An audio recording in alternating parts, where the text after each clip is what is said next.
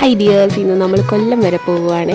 കൊല്ലത്ത് ക്യാൻറ്റീനിൽ വരെ പോകേണ്ട ആവശ്യമുണ്ടായിരുന്നു. പോലീസ് ക്യാൻറ്റീനിലാണ് കുറച്ച് സാധനങ്ങളൊക്കെ മേടിക്കാൻ വേണ്ടി പോയത്. അപ്പോൾ പോയ വഴിക്ക് ഫുഡ് കഴിക്കേണ്ട സമയമായപ്പോൾ നമ്മൾ കറക്റ്റായിട്ട് ഉമ്മാൻ്റെ കടയിൽ കയറിയിട്ടുണ്ട്. ഈ കടയെ പറ്റി നിങ്ങൾക്ക് ആർക്കെങ്കിലും അറിയാമോ? കൊല്ലക്കാർക്ക് എല്ലാവർക്കും അറിയാമെന്ന് തന്നെയാണ് എനിക്ക് തോന്നുന്നത്.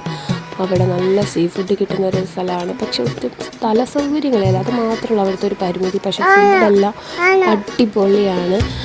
അതേണ്ട കണ്ടോ, ഫിഷ് ഫ്രൈ ഏത് വേണമെന്നുള്ളത് ഇങ്ങനെ നമ്മൾ സെലക്ട് ചെയ്തത്. കറിയൊക്കെ ആ ഊണിൻ്റെ കൂടെ തന്നെ നമുക്ക് തരുന്നതാണ് മീൻ കറി. അത് കഴിഞ്ഞിട്ട് നമ്മൾ ബീഫായിരുന്നു മേടിച്ചത്.